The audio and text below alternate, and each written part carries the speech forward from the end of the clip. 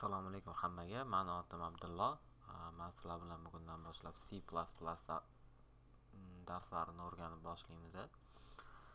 Tak, C++ dasturlash tilini umuman o'zi dastur yozish uchun bizga asosiy kerak bo'ladigan ikkita narsa bor. Buni birinchisi text editor, ya'ni dasturdagi kodlarni yozishimiz uchun qanaqadir tekstli fayl bu bo'lishi mumkin, Word yoki oddiy bloknot bo'lishi mumkin. Ikkinchi kerak bo'ladigan narsamiz compiler.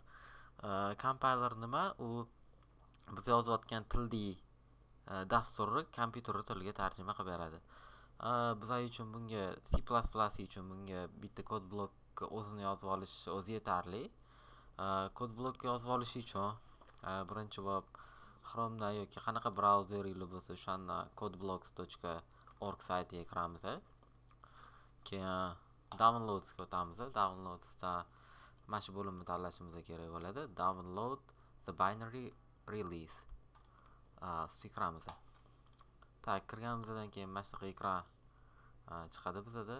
Birinchisiga kiramiz. Agar Windows bo'lsa, birinchisiga Linux bo'lsa, tanlab olamiz Linux yoki Mac uchun. Biz Windowsga kiramiz. Windows ishlatganligimiz uchun. Tak. O'zi mana turgan ekan. Bizga mana bunisi kerak bo'ladi. 25.3 MINGW. Sketchat qolamiz. Tak, sketchat mana 5 sekund vaqt o'tgandan keyin boshlanadi. Mana o'sha boshlandi. Tak.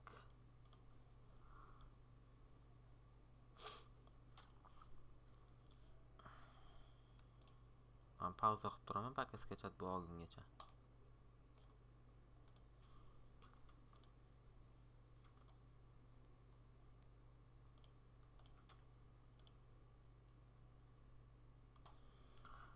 Tak, menda sketchat bo'ldi, dastur yuklab bo'ldim. Endi o'sha yuklangan papkaga o'tib turib, uni kompyuterga o'rnatish qoldi.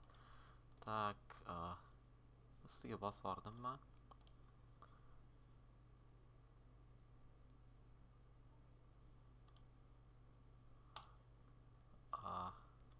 Bu yoqqa tushibdi. O'rnatishni bosamiz. Qanday turgan bo'lsa shunday holatida default holatida next bosib, ya'ni hech nima o'zgarmasdan next bosib nima qilamiz, o'rnataveramiz. Menda o'rnatilgani uchun men install knopkasini bosmayman. Sizlar install knopkasini bossanglar kompyuterga uстановка bo'ladi bu. Tak, menda уже bor, shuning uchun menga bu kerak emas. Chip tashlasam ham bo'laveradi.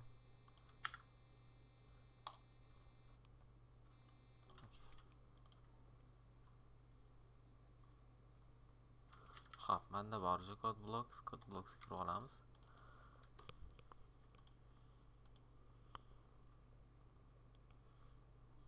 Tak, codeblocks-ga kirganingizda sizlarda qanaqa ekran turadi? Mana oxirgi ochgan proyektlarim, sizlarda bu narsa bo'lmaydi. Faqat mana ekranni ko'rishingiz mumkin. Qanaqa nima dasturni nima qilamiz? O'zimizga sozlab olamiz. Tak, birinchi bizga create a new project bo'limiga kirish kerak bo'ladi, chunki bizga yangi proyekt kerak, yangi dastur kerak. Tak, create projectga bosamiz. Tak, bosganimizdan keyin mana bunaqa ekran chiqadi. Bu yerdan console application tanlab olamiz. Biz hozircha faqat console bilan ishlaymiz, ya'ni qora oyna bilan. Shuning uchun console application bo'limini tanlab olamiz. Tak, keyin bu C yoki C++ soatda biz C++ tanlaymiz. Next knopkasini bosamiz. Biza projectga ot berishimiz kerak. Tak, masalan, birinchi dastur bo'lsin bundan oti. Tak, birinchi dastur. Finish knopkasini bosamiz. Bizda dastur ochildi. Dastur qanaqa ochiladi? Birinchi dastur degan faylda ichida main cpp. Agar sizlarda mana shunaqa turgan bo'lsa ekran, source oldida plus knopkasi bor. Shu plus bossangiz main cpp chiqadi. Ya'ni main cpp degan main.c++ degani.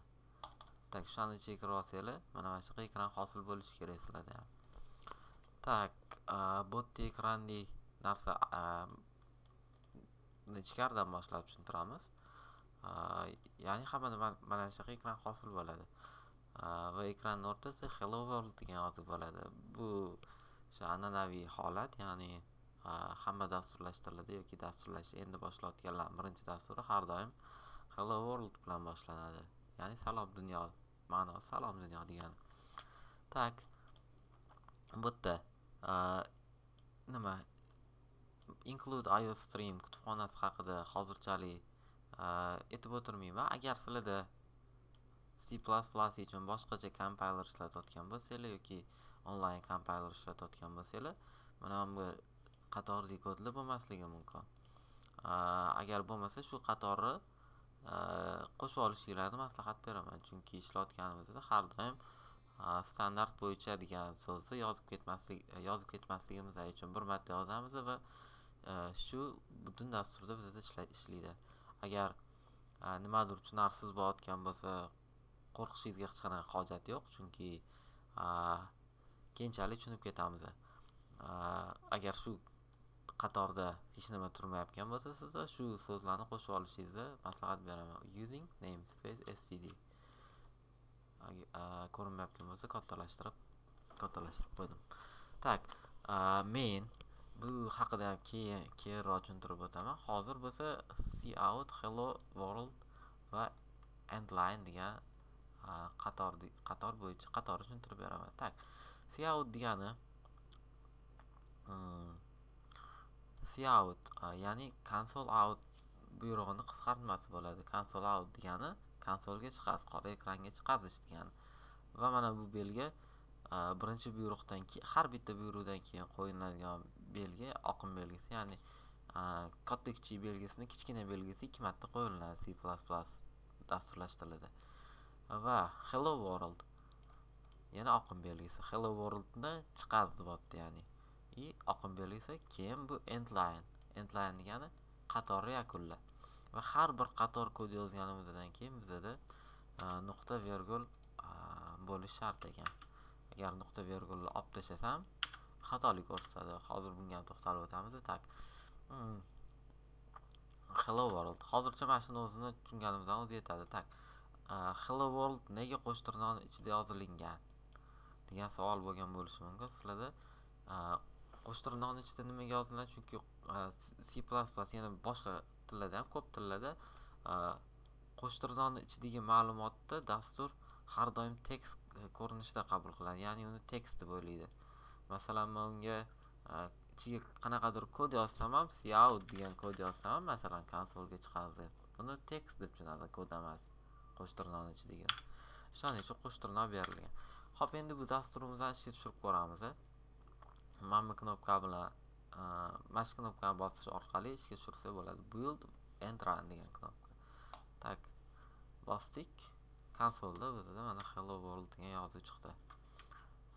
Endi buni o'zgartirishimiz mumkin. Hello world o'zbekchasiga o'zgartirib qolaylik. Salom dunyo deb. Dunyo. Tak. Run knopkasini bosaman. Mana salom dunyo degan yozuv chiqdi bizda. Tak. Endi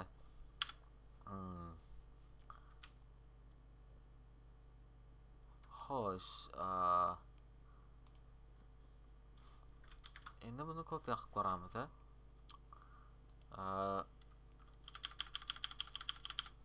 Va hello world degan so'z yozamiz, masalan. Yana bitta tushuntirib o'tib ketishim kerak bo'lgan narsa, mana bu ikkita knopka. Ya'ni bittasida qanaqadir boltni rasmi turibdi va ya'ni gaykaning rasmi turibdi, ya'ni va ikkinchisida run knopkasi turibdi yashilda. Bu degani build, ya'ni dasturni qurish va bu ishga tushirish. Agar hozir men faqatgina yashil knopkani o'zini bosib qo'ysam, oldingi dasturni ishga tushiradi. Biz oxirgi marta ishga tushirgan dastur hello world, mana bu hello world yozig'i chiqmaydi va oldingi ishga tushirgan dasturimiz salom dunyo degani ishga tushadi. Mana ko'rishingiz mumkin, salom dunyo chiqdi faqat. Chunki bu kodlarni biz oldingi ishga tushirganimizda build and run bilan ishga tushirganmiz. Ya'ni birinchi bo'lib dasturni qurib turib keyin ishga tushirganmiz. Va oxirgi qurilgan dastur kompyuter xotirasida saqlanib qolgan. Endi biz faqat run knopkasini bosish orqali biz shu oxirgi qurilgan dasturni ishga tushiramiz. Shuni ham eslatib o'tib ketmoqchiman. Chunki agar bilmasdan turib 5-6 qator kod yozib turib run knopkasini bosib sizlar savol tug'ilishi mumkin, nimaga ishlamadi degan. Agar prosta mana shu yashil knopkani bosib ishga tushirmoqchi bo'lsangiz, undan oldin build qilishinglar kerak. Dastur quriladi va ishga tushiriladi. Mana endi bizda hello world yozig'i chiqdi. Tak. Yoki ishni osonlashtirish uchun mana shu build va run knopkasini, ya'ni qurib sразу ishga tushirib yuborish. 2 marta knopka bosmaslik uchun build and runni bosishingiz mumkin. Masalan, men 3-qatorni yana qo'shaman. 3-qatorga hello class deb qo'shaman masalan. Shu build va run knopkasini bosish orqali bo'lsa birdaniga ishga tushirishimiz mumkin. Mana yozuvlar paydo bo'ldi. Endi sizlarda savol bo'lgan bo'lishi mumkin. Qanaqa qilib bir qator nimani kodda pastga ikkinchi qatorga kopiya qildi deb. Ctrl plus D harfini bosish orqali, D knopkalarini bosish orqali birinchi qatori belgilangan qatori, kursor turgan qatori keyingi qatorga ko'chirishingiz mumkin. Tak. Yana aytib o'tishim kerak, kommentariya degan narsa bor, asosiy narsalardan. Ikkita slash bilan yozasizlar, va slashdan keyin yozilgan har qanaqa narsa kommentariya sifatida qabul qiladi kod dastur.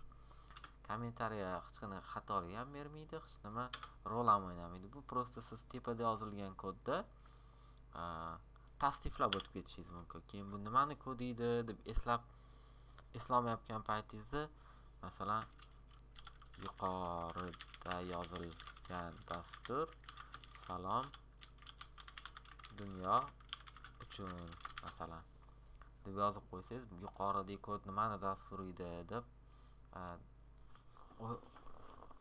savol tug'ilgan payt eslashingizga yordam beradi. Tak. Xo'sh. Men bilan birga sizlar ham masalan hozir yozgan kodlaringlarni ishga tushirib ketsanglar bo'ladi. Tak, endi oddiy dastur tuzib ko'ramiz.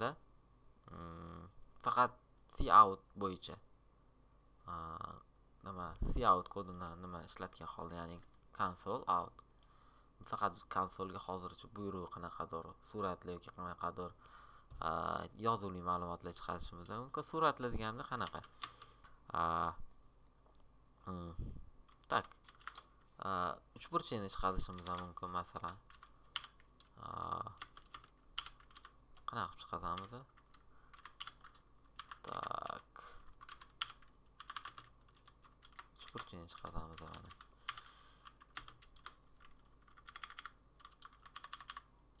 3 burchakni chizib oldim. Coutni i chiqarib ham ishlatib ko'ramiz buni. Qanaqa ko'rinishda chiqar ekan. Tak, mana ko'rishimiz mumkin.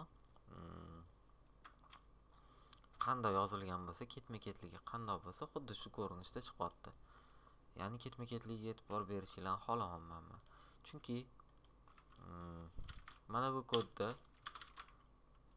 bu yoqqa yozib qo'ysammi, ishga tushirganimda ham xatolik bo'lyapti. 3 burchak shakli paydo bo'lmayapti. Ya'ni kodlarni ketma-ketligi ham rol o'ynar ekan. Shuni sizlarga bildirmoqchiman. Tak.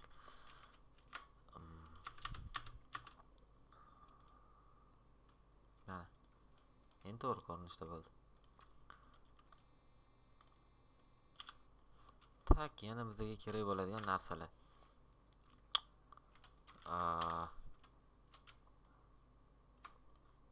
Hozircha menimcha cout bilan ishlanadigan narsalar shuni o'zi qo'shimcha qilib aytib keta olayman.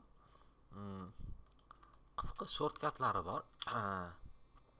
Cout kodi bilan tekst, ya'ni ikkita qo'sh tirnoqlarni ichida ishlatiladigan shortkatlar bor, ya'ni qisqartmalar.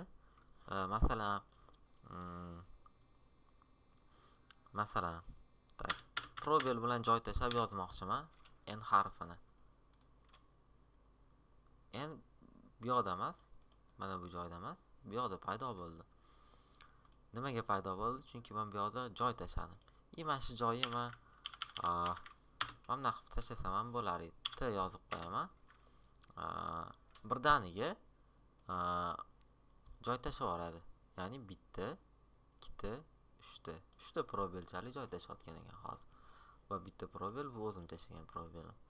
Tak, yana qanaqa narsa bor? N degan narsa bor. Bu degani qatorni tugat degani. Agar ikkitali qo'shtirnoqning ichida men n yozsam, mana bu endline'ga hojat bo'lmaydi.